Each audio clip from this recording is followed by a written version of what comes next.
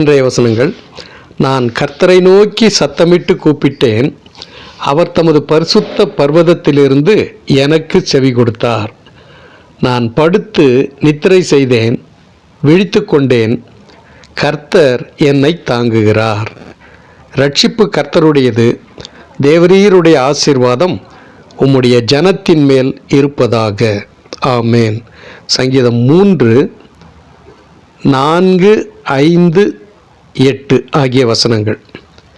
பிரியமானவர்களே, ஒவ்வொரு நாளும் கர்த்தரை நோக்கி நீங்கள் கூப்பிட வேண்டும். அப்படி என்றால் ஒவ்வொரு நாளும் தேவனுடைய சமூகத்திலே நீங்கள் பிரார்த்தனை செய்ய வேண்டும் அல்லது ஜெபிக்க வேண்டும்.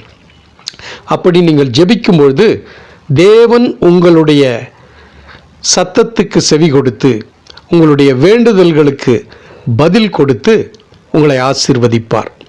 அப்பொழுது உங்களுடைய நித்திரை இன்பமாக இருக்கும்.